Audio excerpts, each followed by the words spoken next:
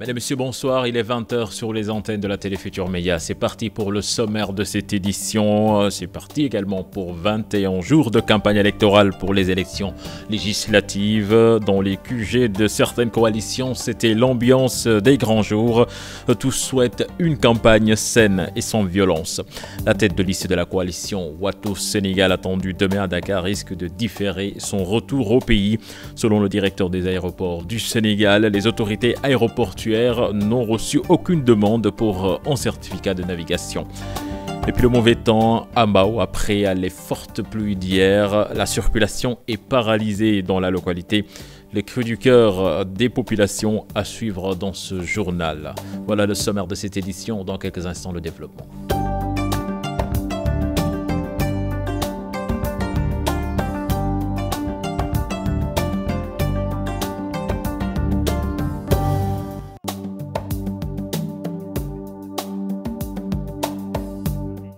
Attendu à Dakar ce lundi, Maître Wade risque de différer son arrivée. Les autorités aéroportuaires n'ont pas encore reçu aucune demande pour un certificat de navigabilité en document qui donne à l'avion l'autorisation de décoller et d'atterrir à Dakar.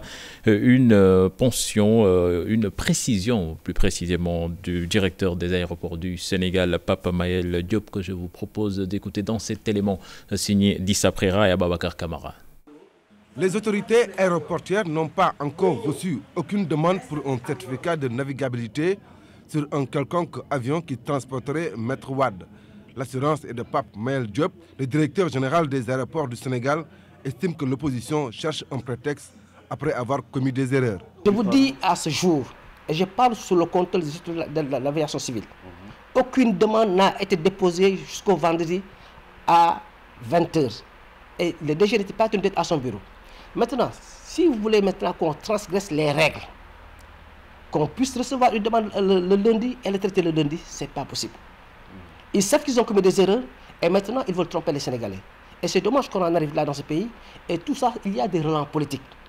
Aujourd'hui, ils veulent utiliser l'arrivée du président Wade pour faire le buzz sur l'équipe de Khalifa Sall. Nous avons compris que c'est des tactiques. Pape Mayel Diop de préciser qu'il y a un décret datant de 2004 qui fixe les règles en matière de navigation aérienne par l'État du Sénégal. Le directeur général rappelle qu'il faut 72 heures pour traiter ce type de dossier. L'arrêté 1258 du 12 février 2004, je dis bien 12 février 2004, a été pris par ceux qui étaient là. L'arrêté 1258 du 12 février 2004, je dis bien 12 février 2004, a été pris par ceux qui étaient là. Et dans cet arrêté, il est stipulé des choses très claires. Si vous voulez faire venir un avion privé, vous envoyez une demande à l'autorité de l'aviation civile avec des éléments très précis. Le type d'avion, l'assurance, le certificat de navigabilité, les personnes transportées. Et ce sont des éléments qui sont l'assurance, qui sont envoyés à l'autorité de l'aviation civile, qui a 3 jours, 72 heures, et c'est ce qui était dans ce décret de 2004, pour vérifier ces éléments d'information. Pour rappel, la coalition gagnante Manko Wattu Sénégal accuse l'État de vouloir barrer la route à Wade concernant son retour au pays pour les besoins des législatives. Je vous le disais dans les titres, ouverture de la campagne électorale en vue des législatives. Elle a démarré ce dimanche pour s'achever le 28 prochain. Une quarantaine de listes de coalition ira à la rencontre du peuple dans les coins les plus reculés du Sénégal, et cela pendant 21 jours pour convaincre. Ces listes se disent toutes favorables pour une campagne électorale apaisée, comme vous allez le suivre dans cet élément signé Adiatala. Le top départ de la campagne électorale est donné. Les candidats à la députation vont à l'assaut de l'électorat qui vont essayer de convaincre par leurs promesses et programmes respectifs. Un moment d'une importance capitale pour le peuple qui se fera représenter à l'Assemblée nationale et aux futurs députés qui vont siéger à l'hémicycle à l'issue du scrutin du 30 juillet prochain. La particularité de cette campagne électorale, c'est une quarantaine de listes qui va être en compétition, pléthorique pour certains, notamment l'opposition qui y voit la volonté manifeste du pouvoir actuel de vouloir disperser et divertir l'électorat. Selon elle, Derrière certaines têtes de liste se cachent d'illustres anonymes sur la scène politique. Également, au même moment où la campagne est lancée, de nombreuses cartes d'identité sont encore en souffrance dans les sous-préfectures et autres lieux de retrait. Autre particularité dans cette campagne, toutes les têtes de liste invitent leur vis-à-vis à plus de retenue et de sérénité, malgré leurs divergences pour une campagne apaisée. Les candidats aux législatives vont pendant 21 jours sillonner les 45 départements pour engranger le maximum d'électeurs au soir du 30 juillet. Vivement que la campagne se déroule dans le calme et que chaque citoyen puisse accomplir son devoir le jour du scrutin et dans la transparence. Dans les QG comme Benno Bokk Yakaar ou Wattu Sénégal, des rencontres se sont tenues ce matin pour élaborer des stratégies à la coalition gagnante. On insiste sur l'arrivée de Maître Abdoulaye Wade et qu'il va bel et bien battre campagne. Un sujet signé Alassane Ba et Thierno Laurent Mendy.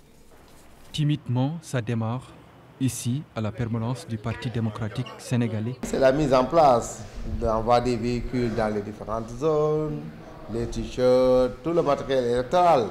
On est en train de réceptionner le matériel électoral, de travailler au dispatching. Au siège de la coalition Benno Bokk Yakaar, des rencontres d'élaboration des programmes et stratégies.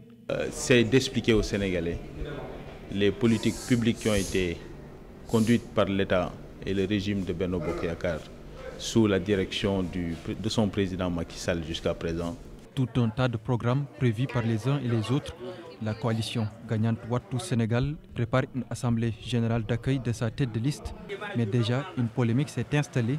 Les responsables de la coalition qui sont à ce niveau de responsabilité ont dû prendre l'ensemble des dispositions nécessaires parce qu'on ne peut pas affréter un avion et être léger à ce niveau. Mais de toute façon, ce n'est pas la première fois qu'une telle polémique s'installe au Sénégal. La fois dernière que notre tête de liste devait arriver aussi, on avait connu des problèmes similaires. En tout cas, nous disons encore aux Sénégalais que le président Abdoulaye Wade sera au Sénégal pour démarrer avec nous la campagne. Demain, si toutes les conditions sont réunies, mais si la fois dernière, vous avez vu, on l'a retardé pendant 72 heures. On ne peut pas jouer de la musique et en se grattant en même temps. Les questions de justice se gèrent dans les tribunaux. Les polémiques et les stratégies pyromanes, que ce soit Wade ou X, ne nous préoccupent guère. Si sa seule préoccupation et son objectif, c'est de faire revenir son fils, je ne pense même pas que ce soit lui, parce qu'en vérité, il semble que ces gens manquent de courage. Comment on peut être à fleur d'âge, au cœur de sa jeunesse, être censé avoir toute l'inspiration nécessaire pour proposer une alternative et se cacher derrière un vieux de 91 ans. Durant 21 jours, les 47 coalitions vont sillonner le pays pour convaincre l'électorat sénégalais. Inondation, avancée de la mer, entre autres la tête de liste de la convergence patriotique pour la justice et l'équité démarre par l'environnement. Diop Sy était en tournée dans la banlieue dakaroise. Il a passé la première journée de campagne à Guinaw Rail, Thiaroye-sur-Mer et Fass Mbao. Je propose de l'écouter. Il est au micro de Salif Sow et Asmalik Diop. On a souhaité avoir un groupe parlementaire, tout simplement parce que si on a un groupe parlementaire, les revendications vont être plus faciles. Sur l'avancée de la mer, j'ai proposé des solutions. Vous savez, moi, je suis un homme d'affaires. Mais moi, j'ai des relations personnelles avec les entreprises qui ont fait en sorte que la Guinée équatoriale n'a pas de problème. C'est-à-dire, j'ai ces entreprises, je les ai entre les mains. Ce n'est pas des gens que je vais chercher ailleurs, c'est mes amis. Je les ai amenés au Sénégalais. Je les ai amenés au Sénégal pour essayer de les mettre dans le circuit. Mais vous savez comment ça se passe. Dès l'instant que vous amenez quelqu'un, les gens ne pensent qu'à tout. Vous savez qu'est-ce qu'ils disent? Ils n'avaient même pas demandé de l'argent. Vous savez qu'est-ce qu'ils avaient demandé?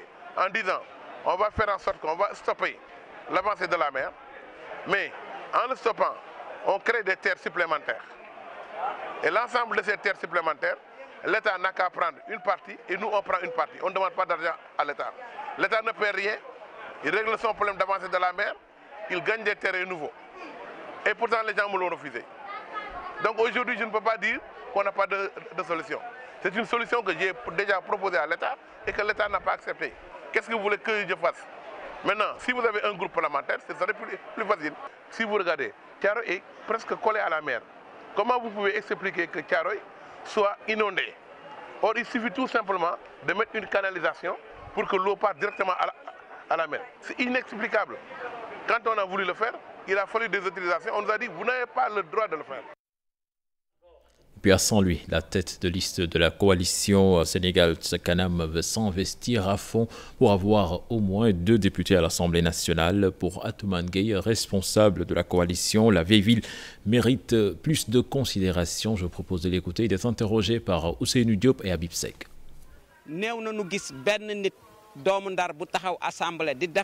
Il est très difficile de voir à l'Assemblée nationale un député issu de Saint-Louis et qui défend les intérêts des Saint-Louisiens à l'hémicycle. C'est scandaleux. Aujourd'hui, nous voulons renverser la tendance. Nous allons mener le combat pour que Saint-Louis retrouve son lustre d'antan. Tous les quartiers de Saint-Louis sont inondés actuellement. Et nous n'avons pas encore les députés capables de représenter la vieille ville. Nous voulons corriger cela, car Saint-Louis était toujours en avant par rapport aux autres villes. Au niveau du Sénégal, mais dans le monde entier, Ndar dana ci sentir bopam. À Linguère, Diebo Leitika compte battre campagne pour une victoire éclatante de la coalition Benno Bokk Yakaar. Le secrétaire général de l'URD veut faire gagner sa coalition dans toutes les communes dirigées par son parti. Il s'est exprimé lors d'une réunion politique à Dara Djolof. Je propose de l'écouter. Nous avons dit qu'on a été zappé sur la liste de Benno Bokk Yakaar. Je rendais compte à mes camarades de parti ce qui est réellement passé. Pour un nouveau départ. Mon ami Asset Sow, ma soeur Djirem Beng, qui était choisie au Djolof, n'ont pas été retenus, sauf Djirem Beng en tant que suppléante. M. Sow a rencontré le président Sall il n'y a pas longtemps, le 2 juillet, en ma présence. Ils sont entendus, se sont expliqués, et le président Sall nous a compris. Il faut battre la campagne avec mes camarades de parti, mais on veut le plus cher. C'est que les communes qu'on contrôle actuellement, qu'on donne le pion à tout le monde. Et partout on est fort, que ça soit visible dans les résultats. Propos recueillis par Modoumbaïa. Ziguinchor, pour sa première journée de campagne, Benno Bokk Yakaar invite au retrait massif des cartes d'électeurs. La coalition Kaddu Askan Wi de son côté plaide pour la non-violence. Boubacar Diassi. Dès la première manifestation de Benno Bokk Yakaar, les responsables de Ziguinchor insistent sur le retrait des cartes d'électeurs en souffrance dans la région. J'invite tous ceux qui n'ont pas encore retiré leur carte d'identité à aller les retirer. Que pendant cette semaine, toutes les cartes soient retirées. La coalition Kaddu Askan Wi, qui a donné un point de presse, insiste, elle, sur l'absence de violence lors de cette campagne. Nous devrons nous battre dans la quiétude, dans la fraternité, en défendant nos idéologies. Pas en nous insultant, pas en portant des calomnies. Ce n'est pas important. Nous allons tous nous retrouver dans les cérémonies. Nous allons tous partager Ziguinchor. C'est le peuple qui nous intéresse. Nous allons défendre nos idéaux. Kaddu Askan Wi, comme Benno Bokk Yakaar, promettent d'occuper entièrement l'ensemble des 21 jours impartis à cette campagne électorale. À présent, ce communiqué du CNRA, l'évaluation de la couverture médiatique de la période de pré-campagne qui a pris fin ce 8 juillet 2017 à minuit a révélé de nombreuses violations de l'interdiction de propagande identifiées ou déguisées pendant les 30 jours précédant l'ouverture officielle de la campagne. Les manquements ont souvent été constatés dans des émissions de divertissement. Le CNRA rappelle que la campagne a démarré officiellement ce 9 juillet à 0h et prend fin le 28 juillet 2017 à minuit. Pendant la campagne, est interdite l'utilisation à des fins de propagande électorale de tout procédé de publicité commerciale par la voie de presse, de la radiodiffusion et de la télévision. Les médias qui traitent de la campagne sont tenus au respect rigoureux des règles d'équité et d'équilibre dans le traitement des activités des candidats aux listes de candidats. Dernier alinéa, le Conseil national de régulation de l'audiovisuel en appelle à l'esprit de responsabilité de tous les médias pour le strict respect des dispositions du code électoral applicables en période de campagne électorale.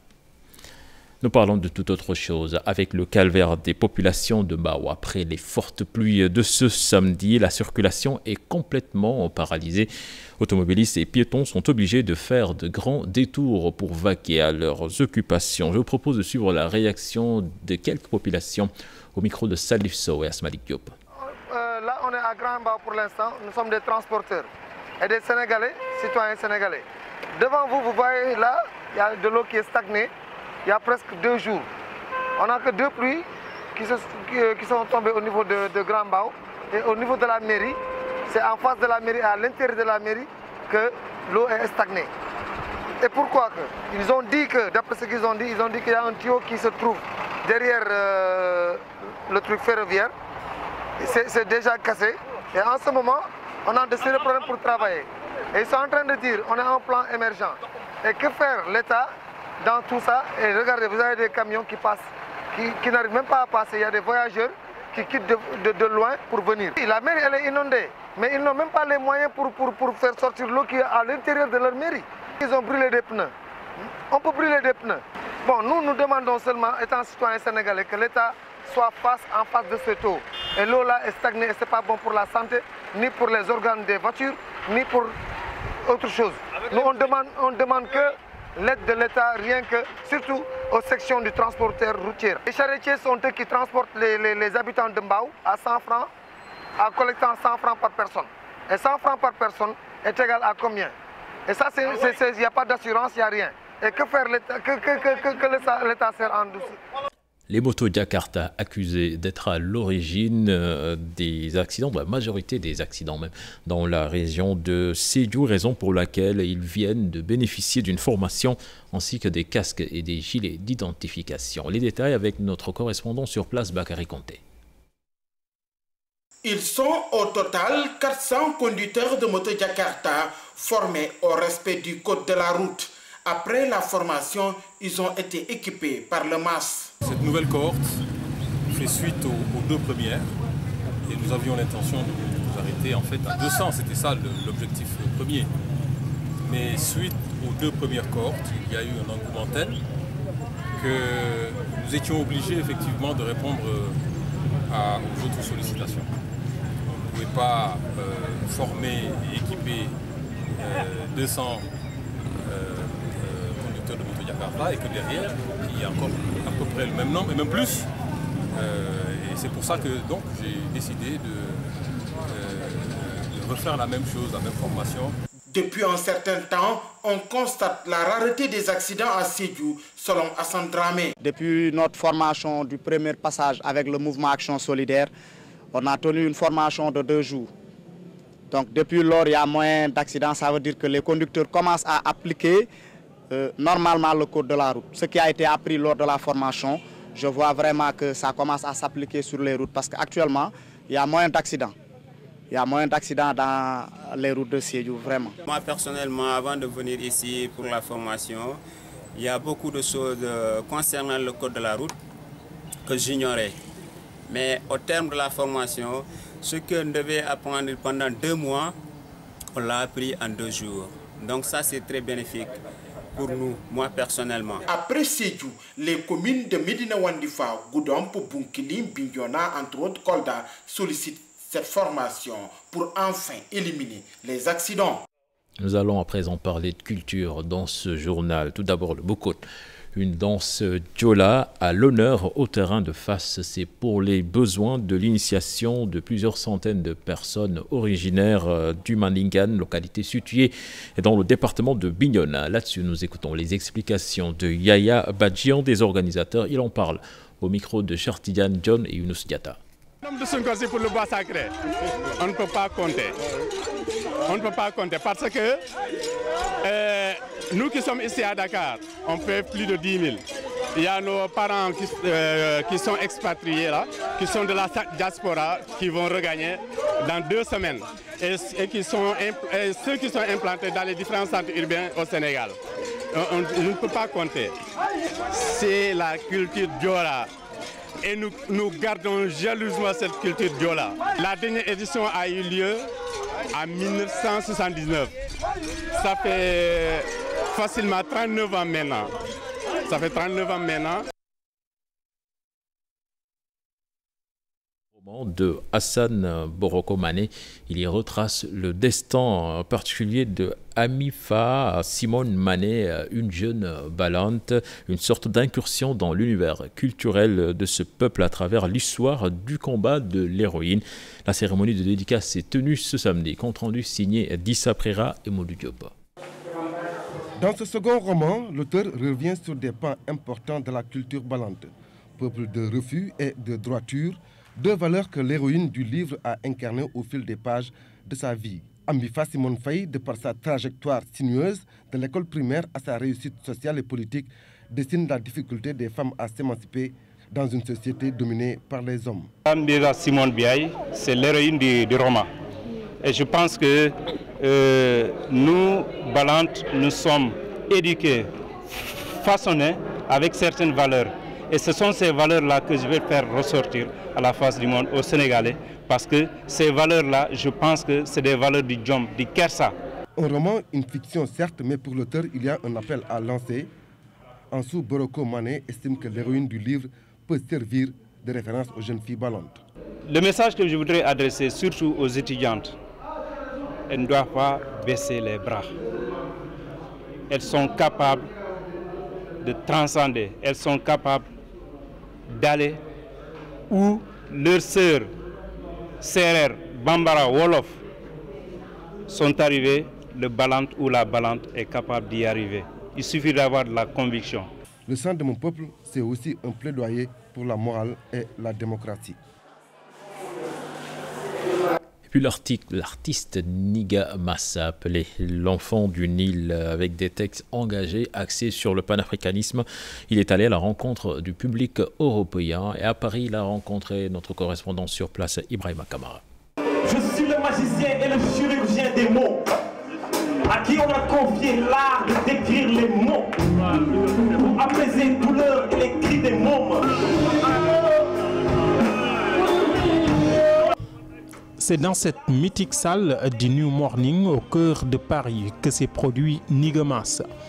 L'enfant du Nil se veut panafricaniste. Ces textes engagés parlent du vieux continent et de sa richesse intarissable. Nous sommes en train de réaliser en tout cas le rêve de nos aînés, qui nous ont demandé d'être sur le terrain de la connaissance de soi. Et uniquement c'est grâce à la connaissance de soi que nous pouvons bâtir un corps de science. C'est ce que voulait Cheikh Anta Diop. Et au niveau de la culture, nous sommes en train de faire passer un message important, autant pour la jeunesse africaine de la diaspora et autant aux Sénégalais qui se trouvent dans le continent africain. Au-delà de ce concert, Niga Massa se produit aussi dans d'autres spectacles. Le projet est de fidéliser et de reconcentrer toutes ces ressources-là qui nous permettent justement de participer à des projets beaucoup plus importants. On parlera des festivals qui se retrouveront dans le sud de la France, partout d'ailleurs, où des grands artistes africains ont déjà montré l'exemple. Je parle de Youssou N'Dour, je parle de Manu Dibango, Kofi Olomide, etc. Nous voulons justement à travers ces exemples-là montrer que, non pas avec le folklore qui était déjà caricaturé à l'Occident, que le message positif, c'est-à-dire le message conscient, le message du réveil du peuple africain peut intéresser justement un autre public. À l'instar de plusieurs autres artistes sénégalais, l'enfant du Nil fait son bonhomme de chemin dans un environnement très professionnel. Un monde de sport avant de boucler ce journal avec les 57e championnats d'athlétisme régionaux qui ont vécu la journée d'hier marquée par les performances de Mamadou Gueye qui a réalisé un bond de 7,84 m en saut en longueur, idem pour Moulay Sonko avec un chrono de 10 secondes en centième sur les 100 mètres. Malgré un niveau acceptable, certains athlètes n'ont pu rivaliser avec les professionnels. Un reportage signé Pape Faraning et Mardien. Des performances enregistrées sur 100 mètres et saut en longueur avec une forte participation record des régions. Les athlètes sénégalais ont pu rivaliser entre eux. Mamadou Gueye, il a réalisé une performance de 7,80 m à la longueur. Moulay Sonko, il nous a fait une bonne performance au niveau du 100 mètres en faisant 10 secondes une. Donc on peut espérer qu'on aura une bonne représentation au niveau de la francophonie. On a vu que sur le podium, on a presque des athlètes qui nous viennent des régions. Et ça donne vraiment une idée que l'athlétisme se pratique partout dans le Sénégal. 9 fois champion du Sénégal saut en longueur, Mamadou Gueye trouve le niveau acceptable. Je suis là sans concurrent, mais bon, il y a les jeunes derrière quand même qui viennent de me talonner quand même. Parce que c'est juste la coutume et que j'ai eu à faire ces championnats depuis plus de 9 ans, donc c'est la 9e fois que je remporte le titre champion du Sénégal. Donc. Même si dans les autres disciplines, les concurrents n'ont pas le même niveau. Si daw bi doo gis concurrent dëgg bu la mën a dawloo wala nga am concurrent boo xam dina oser comme yow bu jiitoo ngeen mën a xeex jusqu'à l'arrivée du am parce que tey yow da ngay daw kat sa bopp ngay dawal parce que doo gis kenn ku lay dàqaji pour nga daw. am sama première année espoir mu ñëw nekk vice champion du Sénégal te samay mag laa doon tëbal je peux dire que alhamdoulilah sant yàlla daal. Unanimement, les athlètes déplorent les conditions de préparation. Pour les conditions de performance, il y a beaucoup de choses qui entrent en jeu. Je veux une bourse maintenant pour que je puisse aller à l'extérieur, pour me préparer sérieusement maintenant. Parce que je sais qu'une bonne préparation maintenant, je peux affronter les meilleurs au monde, les meilleurs d'Afrique aussi. Pas très bien préparé parce que je pense qu'il devait avoir beaucoup plus de stages, beaucoup plus d'approche vers les athlètes parce qu'aujourd'hui on a des athlètes quand même qui peuvent faire une représentation digne. Avec cette 57e championnat régionaux, les athlètes sénégalais vont pouvoir préparer les Jeux de la francophonie. Farah, merci. C'était le dernier élément de ce journal. Excellent suite de programme en compagnie de la Télé Futurs Médias. Au revoir.